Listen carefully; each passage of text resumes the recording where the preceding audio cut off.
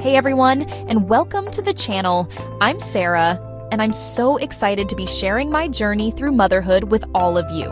Becoming a parent is an incredible experience, but let's be honest, it can also feel like you've been handed this tiny, precious little human with no instruction manual.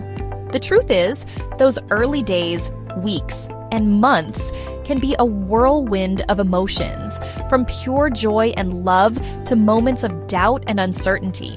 You're learning your baby's cues, trying to decipher their cries, and constantly questioning if you're doing things right. Well, I'm here to tell you, you've got this.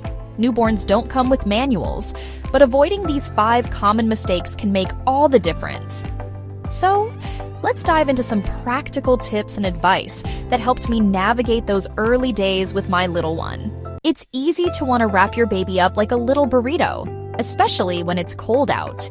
But babies are actually more sensitive to overheating than adults.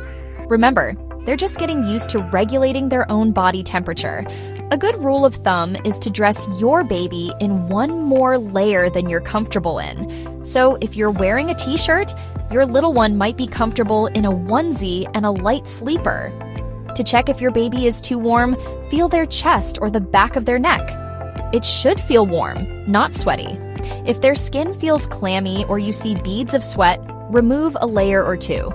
And a quick reminder, never put your baby to sleep with loose blankets or stuffed animals, as these can increase the risk of SIDS.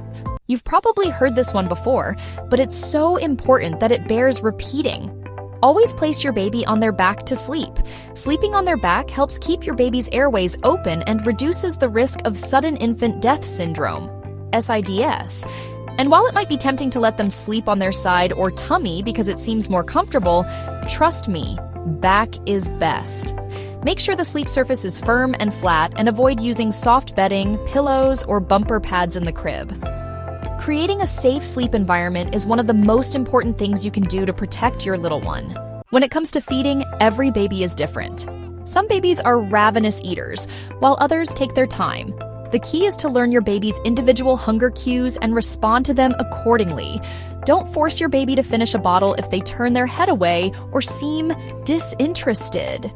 They might just be full or need a little break. Forcing them to eat could lead to overfeeding and make them uncomfortable. On the other hand, if your baby seems fussy or starts rooting around for your breast or a bottle, they're probably hungry. Remember, feeding time should be a calm and enjoyable experience for both you and your baby. Let's face it, babies are gassy creatures. They swallow a lot of air during feedings, which can lead to discomfort and fussiness. Burping your baby helps to release that trapped air and can make them feel much more comfortable.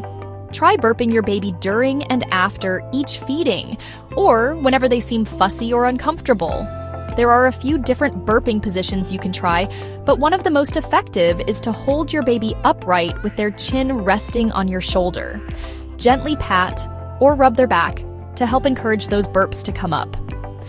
Don't worry if your baby doesn't burp right away. Sometimes it takes a little time. Just be patient, and eventually, those air bubbles will work their way out.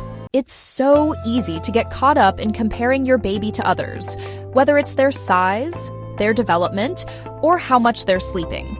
But remember, every baby is different and will develop at their own pace. Try not to stress if your baby isn't reaching milestones at the exact same time as your friend's baby. What matters most is that your baby is healthy and happy. Focus on your own little one and celebrate their individual achievements.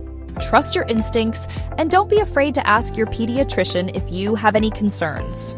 As we wrap up, I want to remind you that parenthood is a journey, not a race. There will be ups and downs, sleepless nights, and moments where you feel like you have no idea what you're doing. And guess what?